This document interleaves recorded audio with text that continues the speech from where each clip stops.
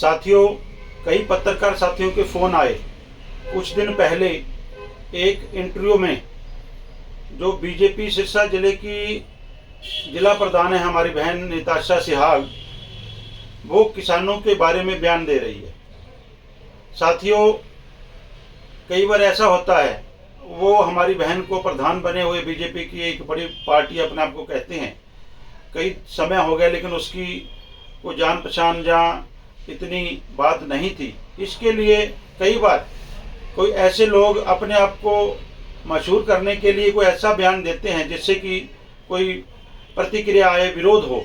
लेकिन हम कहना चाहते हैं हमारी बहन से, हमारी निताशा सिहाग हमारी किसान परिवार से है, ठीक है, उसकी विचारधारा बीजेपी के साथ है, बीजेपी के अध्यक्ष है, उसकी विचार हैं, लेकिन उसने किसान आंदोलन के बारे में कहा, किसानों के बारे में कहा, वो जो है निंदनीय है। ऐसी झूठी शोहरत के लिए ऐसा नहीं करना चाहिए। उसने कहा किसान आंदोलन में अलगाववादी, आतंकवादी हैं, दूसरे किसान तो नहीं हैं। हरियाणा की क्या भूमिका है? तो हम अपनी बहन हमारी से कहना चाहते हैं निताशा से कि हरियाणा की बहुत बड़ी भूमिका है। हरियाणा के हर घर के आगे जो किसान जुड़े हुए थे किसान आंदोलन के साथ, आपने पुलिस का, मिलिट्री का पहरा लगाया, आपने हर एक हरियाणा के पुल को, हर एक सड़क को बंद किया, फिर भी हरियाणा की बहुत बड़ी भूमिका है। हरियाणा के कोई ऐसा रास्ता नहीं था जिसको ब्लॉक ना किया गया हो, फिर भी इस आंदोलन में हरियाणा की बहुत बड़ी भूमिका है।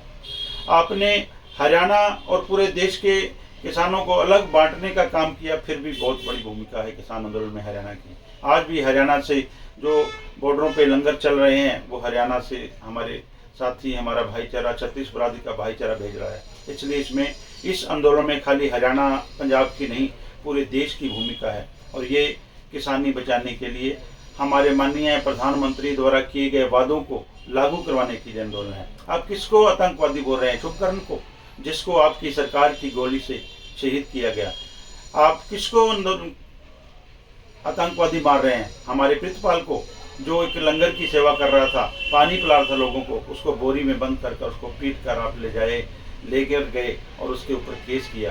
आतंकवादी तो माननीय पंजाब और हरियाणा हाई कोर्ट ने टिप्पणी की है, सरकार को आतंकवादी बोला। भी आप आतंकवादी नहीं हो, आप सरकार चला रहे हो, आप आतंकवादियों जैसा व्यवहार कर रहे हो, हमारे किसानों के ऊपर जहरीली गैस के गोले दाग रहे हो, मोटर इंजेक्टर दाग रहे हो, सीधी गोलियां चला रहे हो, और गोलियों से हमारे सैकड़ों किसानों की, किसी की आंख चलेगी, किसी की टांग चलेगी, किसी की बाजू चलेगी, सारी उम्र के लिए वो अपाहिज हो गए, अपना काम नहीं कर सकते।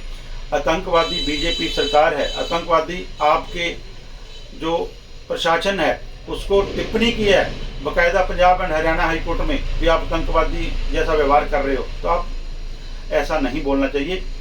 हमारी किसान साथियों से अपील है कि हमारी जो इस बहन ने बयान दिया उसको अदरवाइज लीजिए, क्योंकि ये मशहूर होने के लिए एक प्रोपोगंडे के तहत ये बीजेपी वाले बयान देते हैं ताकि हम उसकी प्रतिक्रिया करें और ये लाइमलाइट हो, मशहूर हो। हमारा फोकस हमारे किसान आंदोलन पर होना चाहिए।